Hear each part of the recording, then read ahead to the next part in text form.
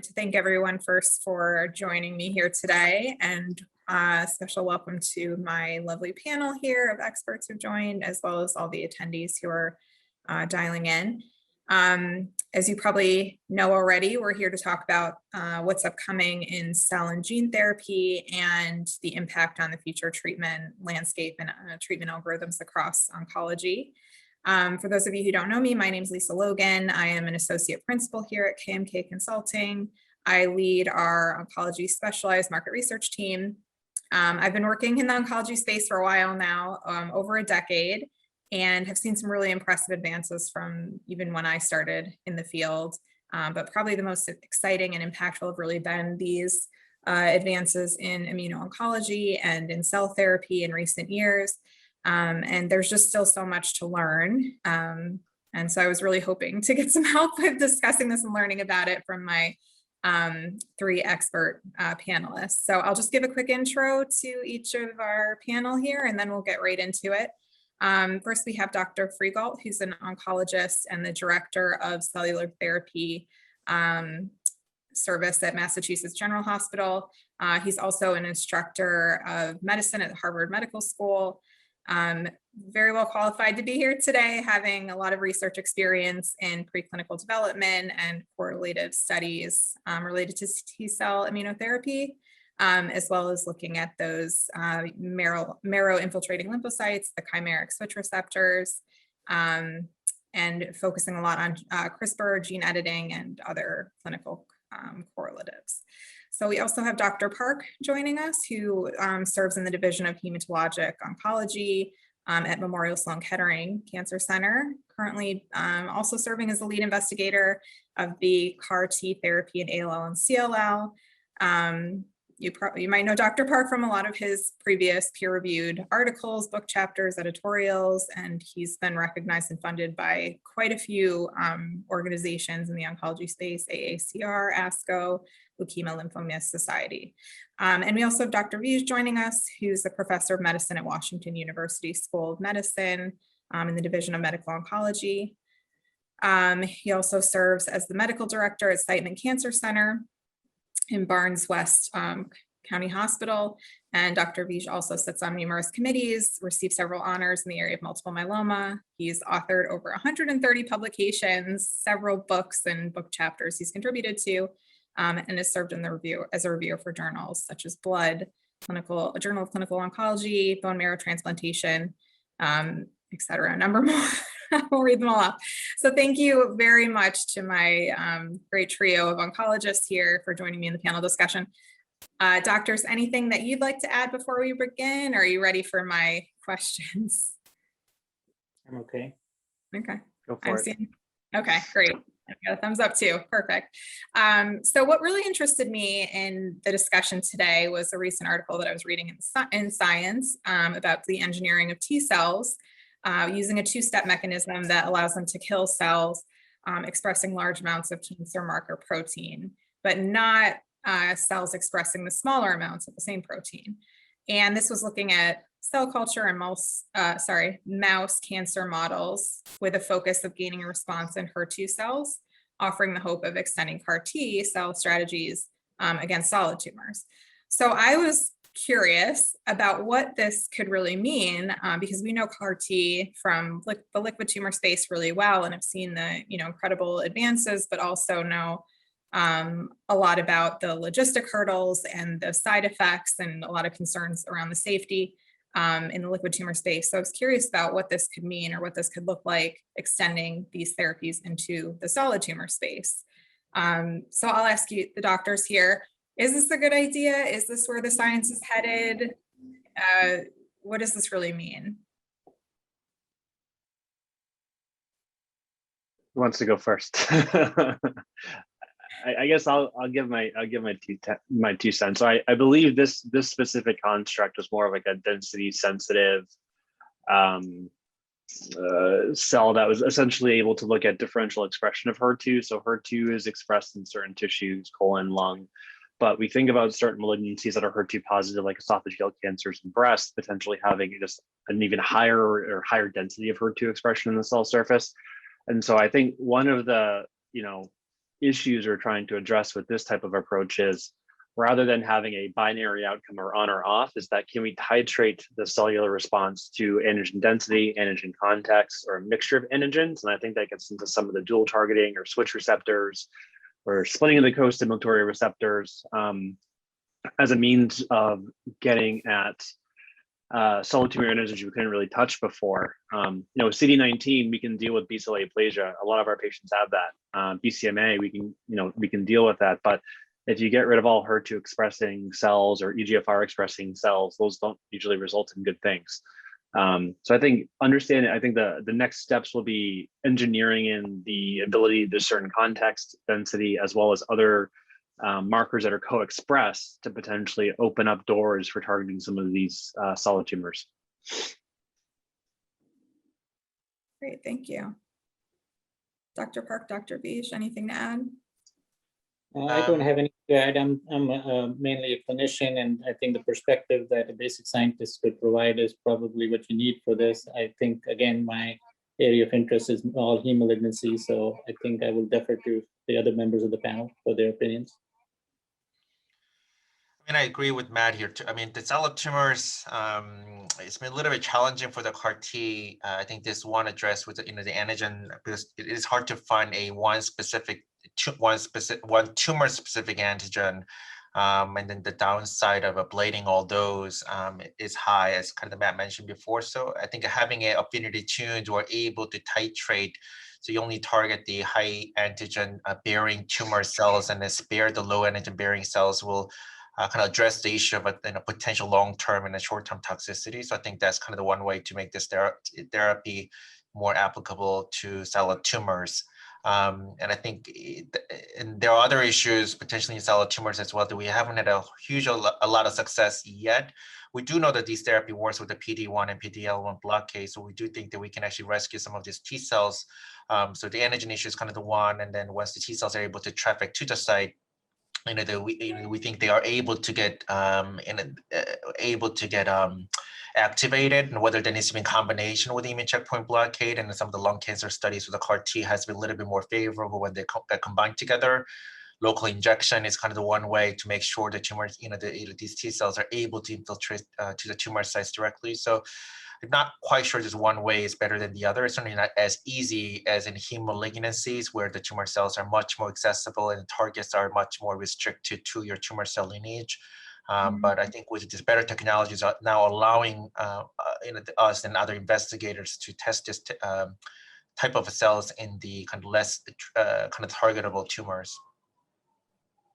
Yeah, it's really interesting because it is completely different, much more heterogeneous than the liquid tumor space. And so I was actually curious, is CAR T the right, is the CAR the way to go about it? Is the T cell the way to go about it? Should they be looking at other ways of getting to these solid tumors and addressing them? Or is it just because the science is kind of far enough along that they're going down this route?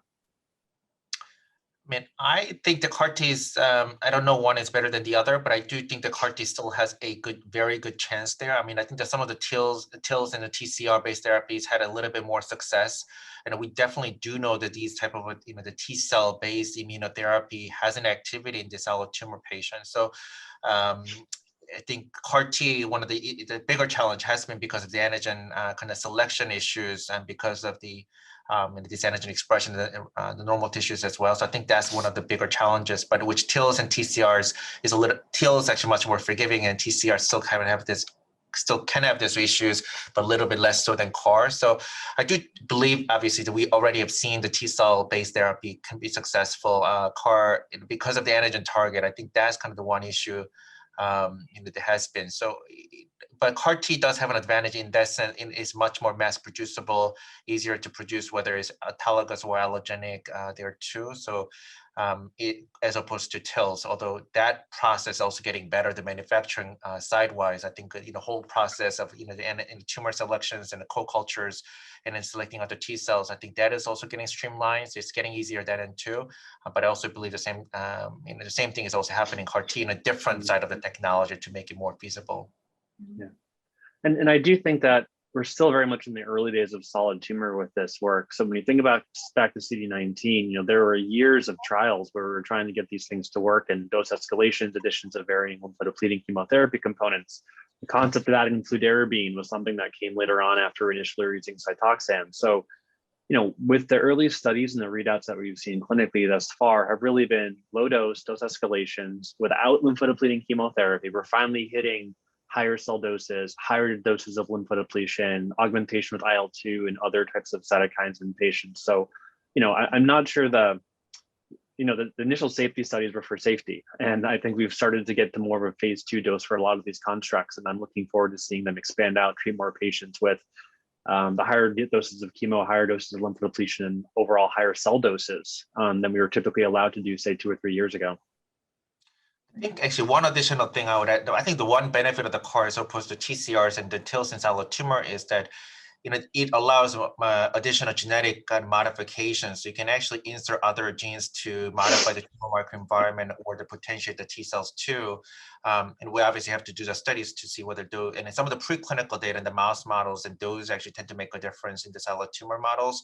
So, if the same is true in the human or the clinical trials, I think that's is what I think maybe the better potential of the CAR T is, that you can actually make, in addition to delivering the T cells, you can actually deliver other immunomodulatory product at the same time. So.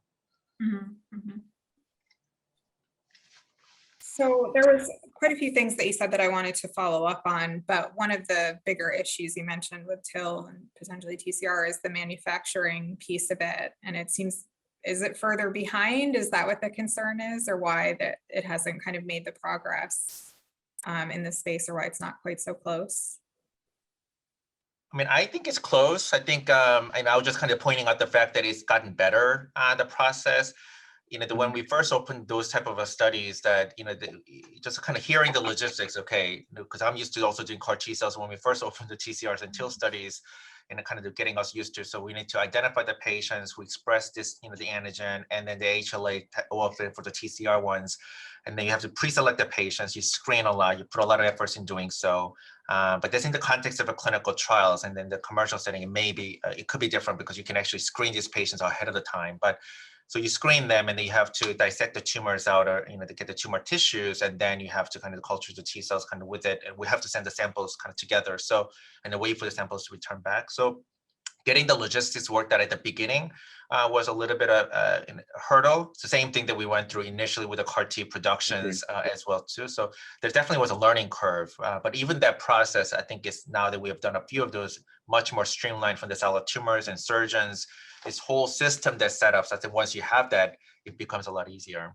Yeah, and I agree with that. We're starting to do more TIL studies, and our TCR studies, we're screening more patients. And I think part of the difficulty in the screening process is that you've got to screen on a protocol to get on a protocol, and you can't use other protocols to screen for other protocols.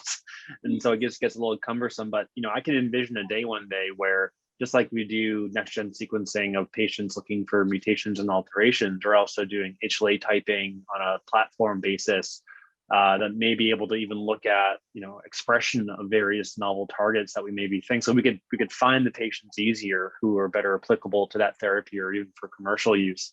So we're figuring it out. I just, these things are not completely insurmountable. It's just, how do you operationalize them? And I think centers will get better at that as the efficacy starts reading out. We have to. And I was just curious because, yeah, it sounds like there's still a learning curve going on. How far away or how close are we to being able to introduce TIL or TCR or, natural killer cells? Like how close is this in either liquid or solid tumors? We are doing them. We're already doing them for the investigational therapy, and there will be some learning curve, just like how we initially roll out CAR T cells in different centers. Centers who have done this, participated in the studies, which will be much more familiar with the centers who have not, will take some time to organize the point person from the surgery and then the solid tumors, kind of to work the whole infrastructure there. But it's something that is definitely doable. There's a learning curve, but it's a learnable things. So I don't think we're far at all. I think we're, we are getting ready for this TIL-based therapies. We're doing it, and we're getting ready for the potential commercialization of those. And the same thing that we've done with the CAR T cells and other products too. So I actually personally, I don't think those are kind of the far from it. And then the benefit is, we are seeing some activities in those, and hopefully we can get larger percentages of patients who can benefit. But I think based on the experience that we are seeing in activities, that I think is encouraging, and I really don't think it's far from making a real in the commercialization of the products, both of them. And which would you say, I mean, obviously we've figured out CAR T at this point, which one has the more difficult kind of logistics behind it, or the biggest hurdle or barrier to you being comfortable with utilizing? I'm not sure if they're different is one way I would look at it. So allogeneic products are different. Various autologous manufacturing, fresh frozen products, starting materials are different, right? Timelines for manufacturing are different. Tissue acquisition for manufacturing are different. So I'm not sure I'm not sure if I prefer one. In some ways, not having to deal with processing cells on the front end with my cell therapy lab would actually be advantageous, because all they're dealing with is the subsequent receipt, thaw, and infusion of a product like a TIL, as opposed to having to process and maybe even freeze an apheresis product. So I'm not sure that I prefer one per se. It's just I prefer the product that's going to give me a response that's hopefully going to be durable, especially at these price points, for patients who really don't have any other options. You brought up a point that I wanted to get to, which was around price. And we do have a few people have submitted some questions, so I'll get into that. These are obviously really expensive treatments, and especially when we look at the solid tumor space, there are a number of other, oral therapies and things like that can be available. How are we trading off, the potential for cure or having these long remissions versus the cost benefit trade-offs here? Well, this is a sticking point for me, so I'll just jump in and say, if you think about how much we spend on 5 drug regimens for multiple myeloma in an elderly population, or how much a year of Ipi/Nivo cost in the early days was upwards of $250,000, I think we're not so much worried about, we have more sticker shock than we do actually have the price to treat a patient on a given regimen. So yes, these prices are hard, almost up to $419,000 from these new products, and it's something that we can't ignore. We need to address, but it's not out of the realm of some of the therapies we're given to many more patients on a monthly basis on a maintenance schedule with a non-curative regimen. So yes, these price points are high, but with technology, with advancement, with broader access, they should come down, and they're not so far out of the league compared to some of these other therapies. And if they are truly curative, especially for heme malignancies, the return on investment is going to be high. And we've already seen ICER doing some of these analyses, especially with cilta-cel and other products, but it's actually showing that they may actually be beneficial from a price standpoint. Mm. Well, I totally agree. I think that, again, more of concern is the reimbursement for Medicare patients, and that is something that for inpatient administration is something that still needs to be worked out. But I totally agree. The cost is probably justifiable in a lot of conditions, because otherwise you're giving $50,000 worth of myeloma regimens for months. So I think that it's the way that the pricing structure is set in the United States. It could be a problem to make it economically viable for the institutions, inpatient states. Great. Dr. Park, anything to add to that? Nope, I agree wholeheartedly there. Okay. So then I was curious, we talked about CAR T, we've talked about TCR, TIL. What else is there in the cell and gene space that we should be keeping an eye on? What are you all particularly excited about? What are the kind of developments or things that we need to be aware of? So let's see. I think that's our collective response. Yeah, there are a lot of things that I'm interested in, but well, I think I do like the idea of this in the off-the-shelf products. I think a lot needs, I think, which is the kind of the gene editing technologies allowing to deliver some of these the T cells in off the shelf, and then that's kind of CAR T just being kind of the one of the examples. I think we all see the limitation. I mean, even the TILs and TCRs and others, you still need the cells collected from the patients, and there are issues. And while we are going to go through it, if that's the best that we have, and but it's certainly better to have another alternative where when we see the patients and have a therapy available right away with a less toxicity. So I think easy accessibility, kind of the wise. I think the off-the-shelf offers that. I think we do a little bit we need a little bit more data to say that they can really replace. We're really not there to say that it's replaced autologous CAR T cell, the product per se at this time. We still have to kind of the issue with the durations. I mean, the persistence of cells, which is actually a hot topic, and I don't have a great answers to that, but that's we talk about all the time. Kind of those with the allogeneic CAR T cell product, but it certainly does allow accessibility. So idea is actually very good, and then we do believe with the advance of the science, and perhaps the selection of the right patients, that we are able to kind of achieve that outcome.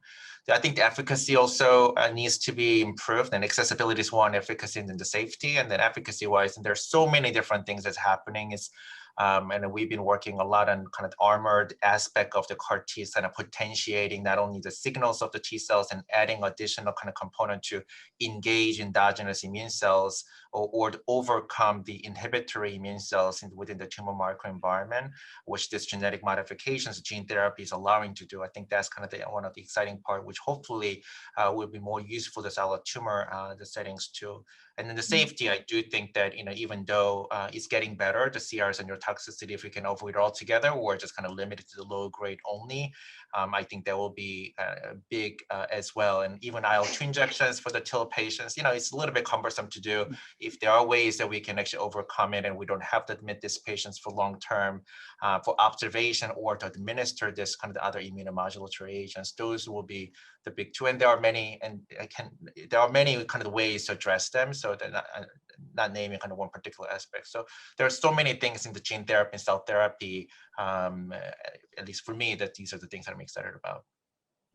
I would say that the other thing I could add is, obviously NK cells also in terms of either using their innate properties or as genetically modified to have high affinity CD16 receptors to augment antibody dependent cellular cytotoxicity, or even as vectors for CARs. I think another thing that we are optimistic about, we'll have to see. I think the days are too early in that regard.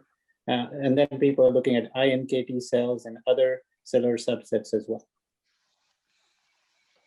I think I wholeheartedly agree with what everyone has said thus far. I think we're so far in the early days of how cellular therapy is going to be applied, and we're just really scratching the surface with what we can do with genetic engineering. Lenti and retro was kind of the big thing, and now we're doing multiple. We have like some studies with 3 or 4 genes knocked out, 2 knocked in, going into humans, and we're taking penicillin and we're starting to modify it to be better and better antibiotic, essentially, right? We have a naturally occurring cell type that we're starting to re-engineer. And at some point, we're going to understand how and what mechanisms, what technology are going to be required to really make it have a multifunctional, multifaceted component, which may involve multiple subsets of cells. So I think we're still very early on, and it's a huge area of growth that as long as we can apply the science appropriately and safely, I don't think we've really even tapped into the full potential. How far out are we from understanding the full potential?